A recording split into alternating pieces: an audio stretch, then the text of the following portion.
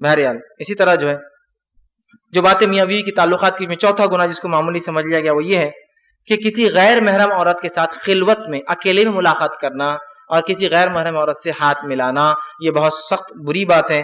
نبی اکرم صلی اللہ علیہ وسلم فرماتے ہیں اس کے تعلق سے آپ نے فرمایا, ترمذی کی روایت ہے, جب بھی کوئی آدمی کسی غیر محرم عورت کے ساتھ تنہائی میں ملتا ہے تو وہ 2 نہیں تیسرا ان میں شیطان ہوتا ہے, وہ 3 ہو جاتے ہیں.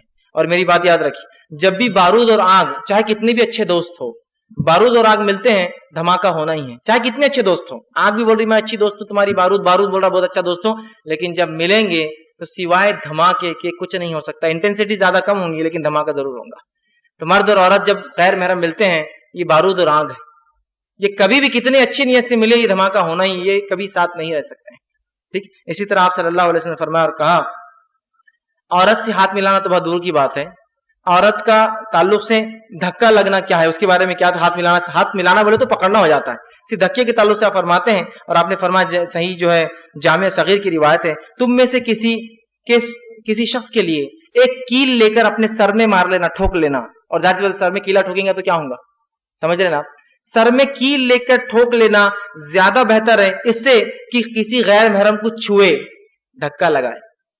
کیل لے کے ٹھوک لینا زیادہ بہتر ہے بنسبت اس کے کسی غیر محرم کو دھکا لگے. یہاں ہاتھ ملانے میں دھکا کہاں لگتا ہے, ہاتھ ملایا جاتا ہے پورا, اور اس کو فخر, اسٹیٹس اور پتہ نہیں کیا کیا سمجھا جا رہا ہے. یہ کائے کا فخر اور کائے کا اسٹیٹس, اوچھا پن ہے میرے نزدیک. تو یہ نبی اکرم صلی اللہ علیہ وسلم نے کبھی کسی عورت کا ننگا ہاتھ دیکھنا بھی پسند نہیں کیا, کھلا ہاتھ.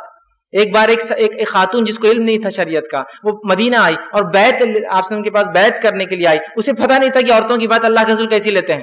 وہ آئے اور اپنا ہاتھ ڈال دیا آسم کے سامنے بیعت کے لیے. آسم فوراً اپنے ہاتھ پیچھے کے نظر پلٹا اور کہا محمد کسی عورت کے ننگی ہاتھ کو چھونا تو دور, ننگی ہاتھوں کو دیکھنا بھی پسند نہیں کرتے ہیں. اور آپ نے چہرہ پھیر لیا اس.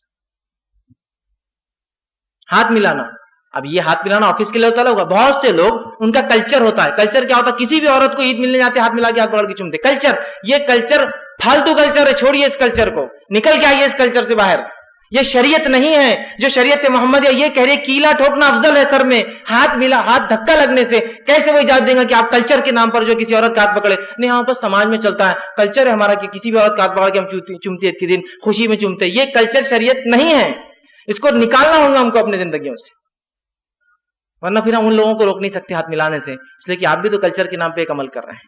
ٹھیک, اسی طرح جو ہے چھٹی چیز جو گناہ جس کو معمولی سمجھ لیا ہم نے اپنے سماج